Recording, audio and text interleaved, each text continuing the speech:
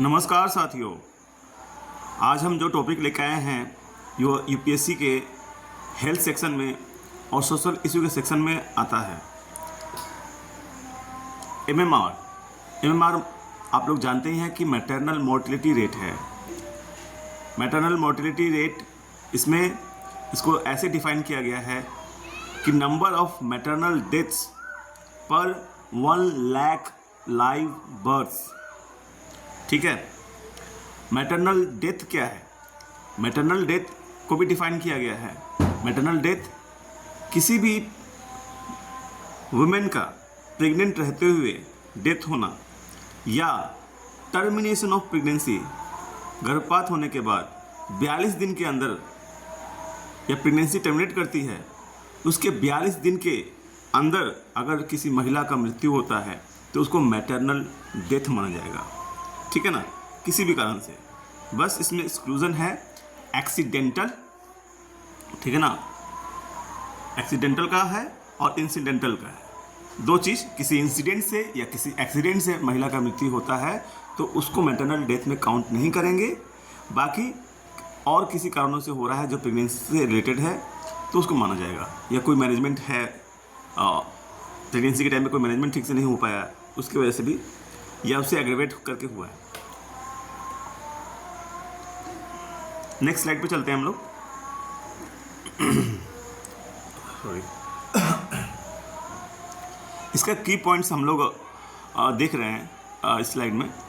की पॉइंट यही है कि एमआर जो है office of the registrar general of India इसको इश्यू करता है, रिलीज करता है, जो कि एमएचए यानी मिनिस्ट्री ऑफ होम अफेयर्स के अंडर आता है।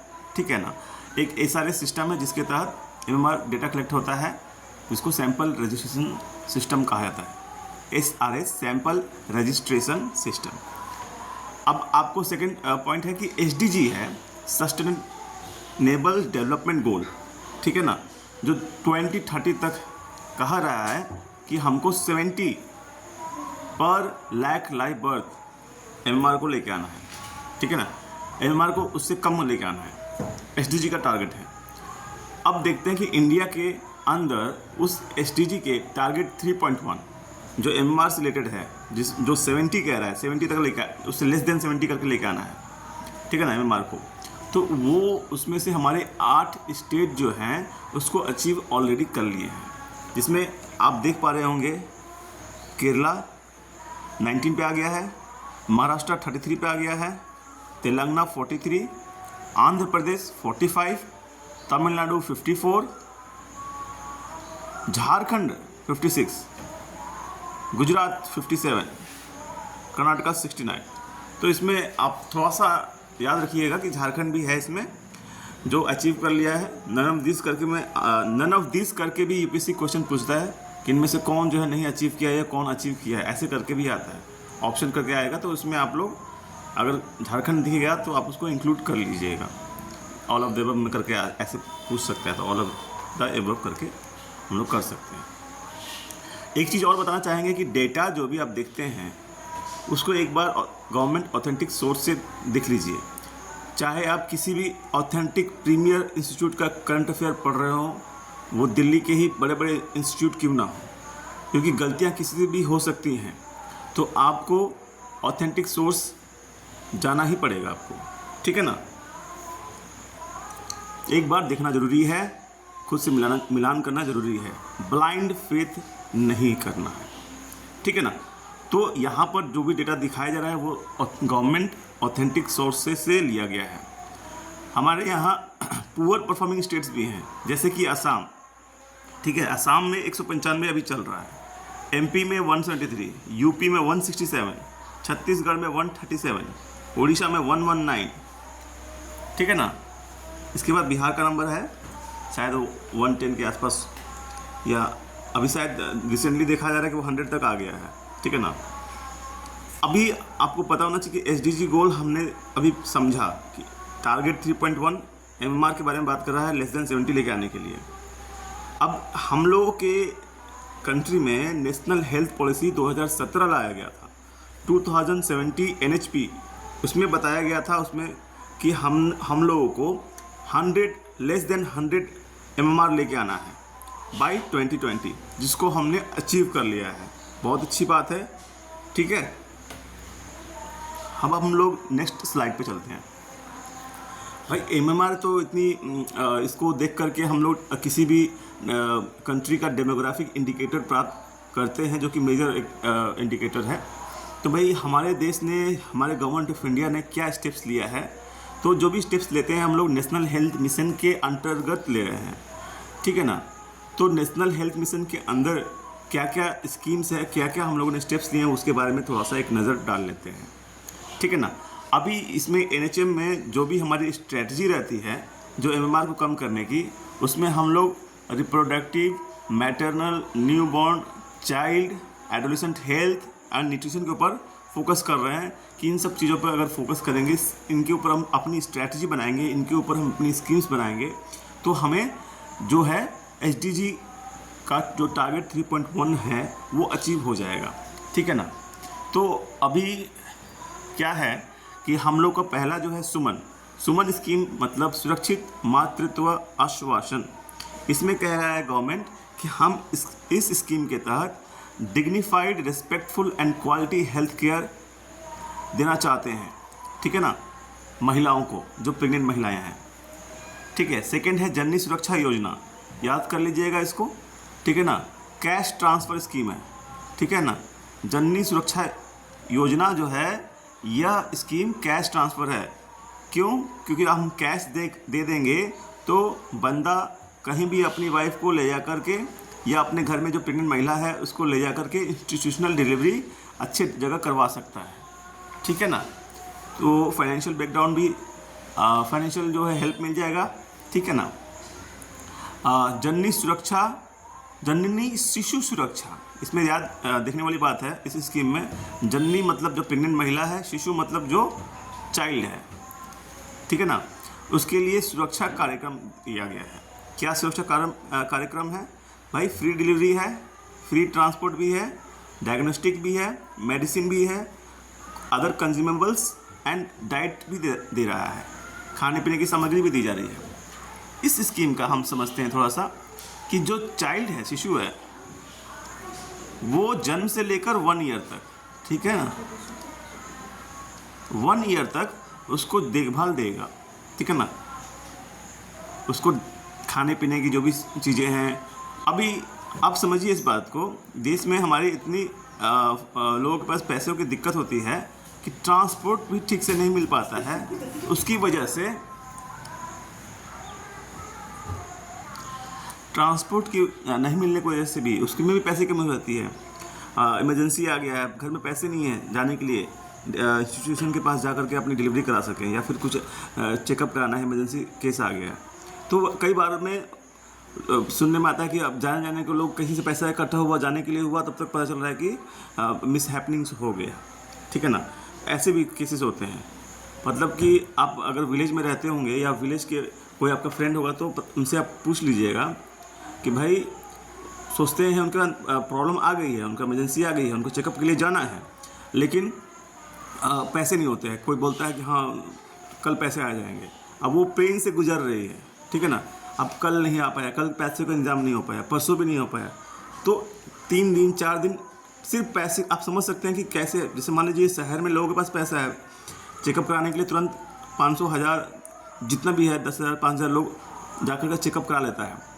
लेकिन यहाँ पर इतना स्कीम आ रहा है, फिर भी उस स्कीम का लाभ उठाने के लिए वो जो ट्रांसपोर्ट है, वो ट्रांसपोर्ट का भी पैसा नहीं मिल पा रहा है उन लोगों को। आप समझिए बात को, कितनी दुखद भरी घटना हो रही है।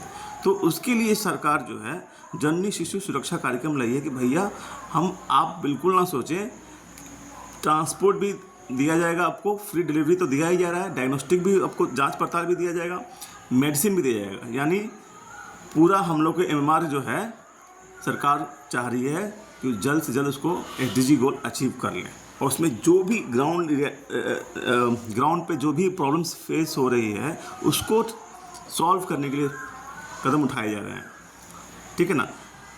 4th वन जो है प्रधानमंत्री सुरक्षित मातृत्व अभियान। भैया इसमें क्या है, इस अभियान है, अब अभियान में क्या कर रहा है लोग, अभियान में कर रहा है कि भैया एक अभियान चला दिया गया है 9th ऑफ एवरी मंथ। भाई एक दिन ऐसा फिक्स कर दिया महीने में, जिसमें भाई क्वालिटी एंटीनेटल चेकअप होगा, ठीक है ना। आपको पता ही होगा कि एंटीनेटल मतलब क्या होता है। एंटीनेटल मतलब होता है फ्रॉम कंसेप्शन टू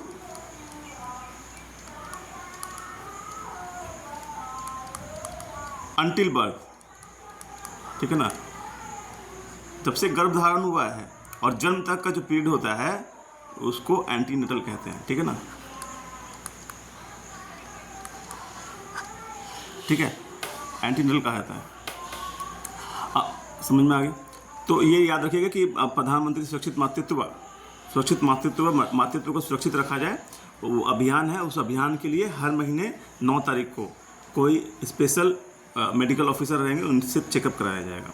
अब देखिए लक्ष्य को कैसे याद रख सकते हैं आप लोग। लक्ष्य को इसलिए याद रख सकते हैं कि इसमें क्यू जो है कैपिटल करके दिया हुआ है, ठीक है ना, और क्यू से क्वालिटी हो जाएगा। तो क्वालिटी लेबर रूम जो है, मैटरनिटी ऑपरेशन थिएटर भी है, ये दोनों चीज़ हम लोग अच्छा देंगे।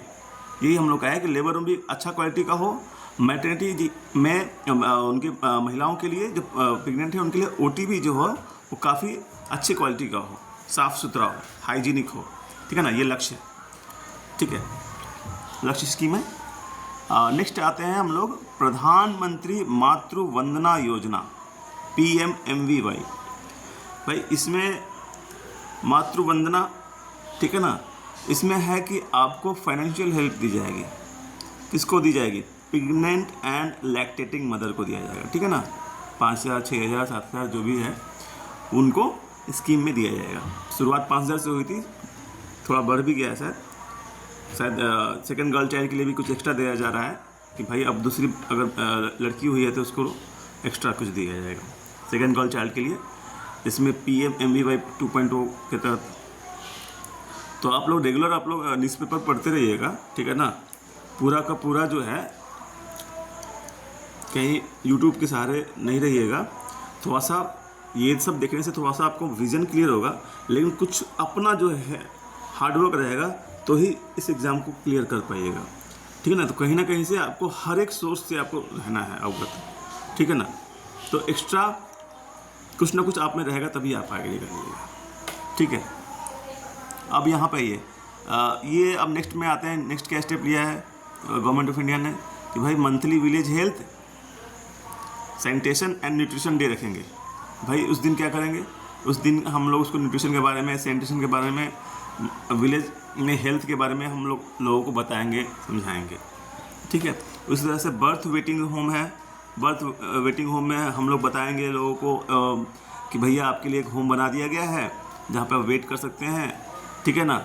वेट करके आप इंस्टीट्यूशनल डिलीवरी है भैया, ट्राइबल एरिया है, रिमोट एंड ट्राइबल एरिया के लिए स्पेशली ये बनाया गया है कि भाई इंस्टीट्यूशनल डिलीवरी करवाना है लोगों को, अच्छी जगह ले जा करके उनकी डिलीवरी करवानी है ट्रेन लोगों से, पढ़े लिखे लोगों से जो उनके बारे में ट्रेनिंग ले रखी है। तो बर्थ वेटिंग होम भी होना चाहिए, ज़्यादा लोग इकट्ठा हो गए तो उनको वेट कराने के लिए, बैठने के लिए जगह होनी चाहिए, ठीक से। मान लीजिए एकत्रित हो रहे हैं वहाँ पे, कई जगह से आ रहे हैं, तो वहाँ पे हो सकता है कि भीड़ भाड़ ज़्यादा बढ़ जाए, तो उनके लिए स्पेशल होना चाहिए वेटिंग होम, ठीक है ना। आउटरीच कैंप, ये कैंप लगाने की बात की जा रही है। ये कहाँ किया जा रहा है भाई? मान लीजिए हो सकता है कि लोग नहीं आ पा रहे हैं, इतना दूर से दूर इलाके हैं, तो उनको कहा जाए कि भाई हम वहीं पे कैंप लगा देंगे हम लोग। कहाँ पे भाई? जो ट्राइबल एरिया है, ठीक है, और हार्ड टू रीच एरिया में, ठीक है ना। आउटरीच कैंप भी लेके आए जाएंगे, ठीक है ना। देखिए UPSC में कुछ नहीं कहा सकता है क्वेश्चन कैसे आएंगे। हो सकता है आपको 2-3 स्कीम दे देगा, बीच में आउटरीच कैंप दे देगा, ठीक है ना, ठीक है। मंथली कुछ ऐसा दे देगा जो आप शायद नहीं पढ़े होंगे। मैं जो भी सोर्सेज लिख रहा हूँ, जो भी यहाँ पे स्टेप्स लिखा हूँ मैं संसद.in से वहाँ से लिया गया है, गवर्नमेंट सोर्स से, ठीक है ना, PIB से लिया गया है, ठीक है ना। तो कई करंट अफेयर के जो कोचिंग इंस्टीट्यूट्स के होते हैं उनमें सारी चीज़ नहीं लिखे रहते हैं, कुछ 3-4 लिख दिया भाई मेंस रिलेटेड है, 5 पॉइंट 4 पॉइंट लिख दोगे, 3 पॉइंट लिख दोगे, उसमें डेटा भी थोड़ा बहुत 19 की जगह पे 21 हो जाएगा, तो उतना जानते हैं लोग एग्जाम में, उतना डेटा याद नहीं रखते हैं वो लोग। आपकी राइटिंग स्किल्स को देखते हैं और क्या क्या पॉइंट है उस पर ज़्यादा फोकस करते हैं, शब्दों पे फोकस करते हैं, अंकों पे फोकस नहीं करते हैं। तो अंक कई जगह मैं देखता हूँ, मिलाता हूँ, तो प्रीमियर इंस्टीट्यूट में आपको ऊपर नीचे मिल सकता है। और वो कैसे, जैसे मान लीजिए कि आंध्र प्रदेश में सामने कुछ लिखा हुआ है, नीचे असम के आगे कुछ लिखा हुआ है, तो असम वाला आंध्र प्रदेश का और आंध्र प्रदेश वाला का बिहार में जो अंक लिखा हुआ है ऊपर नीचे हो जाता है। या फिर कई लोग याद भी कर लेते हैं, ओवर कॉन्फिडेंस में जिनको चार्ज मिला है करंट अफेयर लिखने के लिए, वो लोग शायद उनसे भी मिस्टेक हो जाता है। तो भैया हमें किसी के सहारे नहीं रहना है, अपने सहारे रहना है। खुद गवर्नमेंट की वेबसाइट, गवर्नमेंट के ऑथेंटिक सोर्स से हमें हेल्प लेनी है और अपने काम को आगे बढ़ाना है, ठीक है ना। सिलेक्शन हमें लेना है, कोचिंग को नहीं लेना है, ठीक है ना। Reproductive and child health portal, भैया देखिए पोर्टल भी लेके आ गया है, ठीक है ना, स्टेप्स में नेशनल हेल्थ मिशन के अंतर्गत। इसमें क्या है, उस पोर्टल में एंटीनेटल केयर के बारे में बताया जाएगा, इंस्टीट्यूशनल डिलीवरी के बारे में बताया जाएगा, पोस्ट नेटल केयर जो है उसमें क्या किया जाएगा उसके बारे में बताया जाएगा, ठीक है। एक MCP कार्ड बनाया जा रहा है। नेक्स्ट स्टेप में यह है कि सेफ मदरहुड बुकलेट, भाई एक बुकलेट होगा जिसमें सारी जानकारियाँ होंगी, ताकि हम उसको बढ़िया से ट्रैक भी कर पाएंगे कि भाई कब आए थे, कब क्या लिया था, कौन सा डोज लिया था, कौन सा वैक्सीन लिया था, क्या हुआ था आपके साथ, पुरानी घटनाएं सभी उसमें लिखा रहेगा, ठीक है ना। ये हो गया MCP।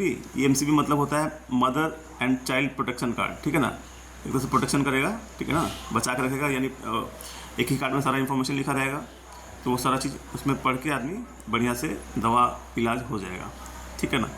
और उस बुक में, और इससे क्या होगा कि उनको बता भी सकते हैं उस बुक क्लोट के थ्रू कि भाई आपको डाइट कैसे लेनी चाहिए, रेस्ट लेना चाहिए, डेंजर साइंस किसे कहते हैं, प्रेगनेंसी के दौरान आपको इस तरह का फील हो तो उसमें डेंजर साइंस क्या है, बेनिफिट स्कीम्स के बारे में बताया जाएगा, भैया आप ऐसे रहो, इस तरह की स्कीम लोगे तो आपको ये बेनिफिट मिलेगा, ठीक है ना।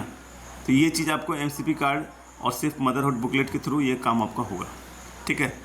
आगे नेक्स्ट स्टेप में देखते हैं हम लोग कि setting up of maternal and child health wings, ठीक है ना। इसमें विंग्स बना रहे हैं, ठीक है ना।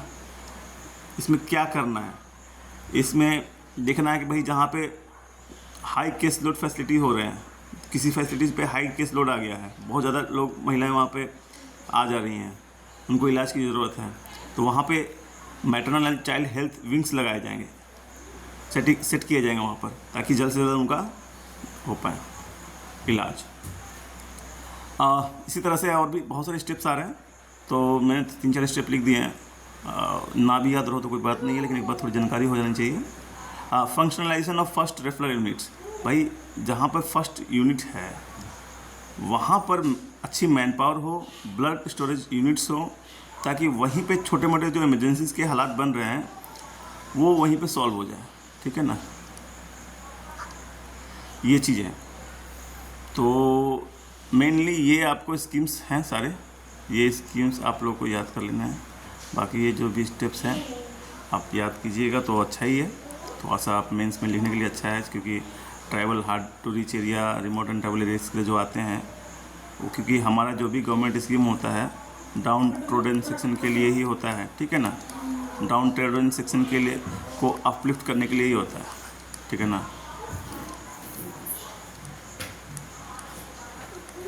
तो ठीक है,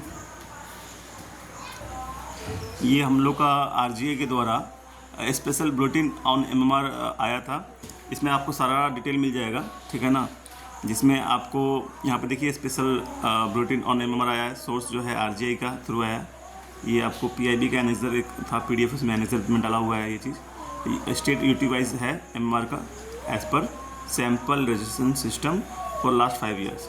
तो देख लीजिए यहाँ पे असम का क्या है, अभी 195 2018-20 में है, ठीक है ना, 15 है, 205 है, ऐसे कम हो रहा है सबका, ठीक है ना। इंडिया का पहले 122 था, ठीक है, फिर 113 था, फिर 103 था, अभी 97 आ गया है, ठीक है ना। अभी हम देखेंगे कि यहाँ पर 19-21 का भी एक आया था, 93 तक आ चुका है, ठीक है। ये थोड़ा सा हम पिक्चर डाल दिए हैं कि भाई पिक्चर के थ्रू ज़्यादा याद रहता है हम लोगों को, ठीक है ना। तो 130 था 2014-16 में, 2018-20 में, यानी लगभग 5 से 7 सालों में हमने 33 नीचे आ गए, हम लोग 97 तक पहुंच गए हैं 130 से, ठीक है ना। शुरू में 8 घटे, फिर लगभग 10 के आसपास, फिर 10 के आसपास, फिर अभी अच्छा हम लोग का रिपोर्ट है। 2030 तक SDG अचीव हो जाना चाहिए।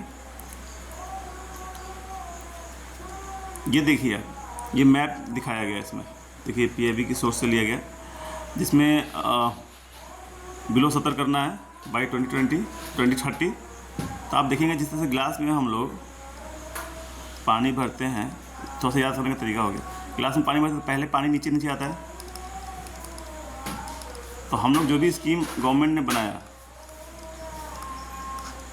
ठीक है ना, तो पहले नीचे भर रहा है, नीचे के लोग समझदार, मतलब कि ग्रेविटी काम कर रही है यहाँ पर, ठीक है ना।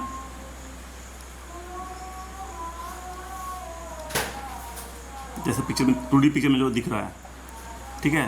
तो ये याद रखिएगा आप लोग कि जितने भी साउदर्न स्टेट्स हैं वो अचीव कर लिए हैं। यहाँ से गुजरात याद रखिएगा, कर्नाटक याद रखिएगा, ठीक है, MP भूल जाएगा, छत्तीसगढ़ भूल जाएगा, उड़ीसा भूल जाइएगा, ठीक है ना। ऐसे याद रखिएगा, ये हाफ, ठीक है ना। यानी ईस्ट के 2 कोस्टल स्टेट आएंगे, आंध्र प्रदेश एंड तमिलनाडु, और वेस्ट के गुजरात तक आएंगे, ठीक है। और ये याद कर लो बस, आंध्र प्रदेश याद रखिएगा। तो तेलंगाना समझिए उसका पार्ट डिवीज़न है, तो अभी मान के चलिए दोनों एक ही स्टेट का पार्ट है, तो ऐसे हो जाएगा। और फिर ये इधर के जितने भी कोस्टल स्टेट हैं सब, यानी थोड़ा याद करने का तरीका होता है। IAS UPSC में थोड़ा सा मैपिंग अगर आपका सही रहेगा तो आप जो है वो आपको हेल्प करेगा, हिस्ट्री में भी, ज्योग्राफी में भी, और जैसे अभी भी हेल्प कर रहा है आपका। देखिए आप कोस्टल एरिया याद कर लिए, कोस्टल स्टेट्स याद हैं आपको, 1 2 3 4 5 6, तो 6 कोस्टल एरिया हो गया आपके। और एक जो है आपको तेलंगाना हो गया और एक झारखंड हो गया, यानी 2 लैंडलॉक्ड, ठीक है ना, 2 लैंडलॉक्ड स्टेट हो जाएंगे आपके। बाकी 6 जो हैं कोस्टल स्टेट्स हैं, और 2 कोस्टल स्टेट हमारे नहीं इंक्लूड किए गए हैं, जो कि वेस्ट बंगाल और उड़ीसा है। तो इन दोनों की जगह पर 2 लैंडलॉक्ड आ गए हैं, ठीक है ना, याद रखिएगा। तो इस तरह से आपको याद रहेगा कि भाई हाँ, हमारे 6 कोस्टल एरिया हैं जो, और ईस्ट से जो ऊपर के 2 हमारे स्टेट हैं कोस्टल, वो नहीं है, और ऐसे हैं, याद रखिएगा। तो भाई इन दोनों जो नहीं है उनसे जो सटा हुआ है झारखंड, वो है एक, क्योंकि आप प्रेशर में रहिएगा PT के टाइम पे या मेंस के टाइम पे, तो बहुत सारी चीज़ें याद नहीं रहती है। लेकिन मैप के थ्रू आप थोड़ा सा अगर उसमें ध्यान देंगे तो ये इजी टाइप का आपको चीज़ें वहाँ पे क्लिक कर जाएगा, तो आप वहाँ पे लिख जाओगे। भाई आपके 2 नंबर भी बढ़ जाते हैं मेरे इस वीडियो से, तो अच्छी बात है कि एक नंबर 2 नंबर से फाइट होता है। और UPSC में जानते ही हैं कि पॉइंट से कट ऑफ से लोग रह जाता है, जो रहता है उसको भी पता है, लिस्ट में नाम जिसका नहीं आ पाता है, ठीक है भाई। Thank you very much, best of luck, धन्यवाद।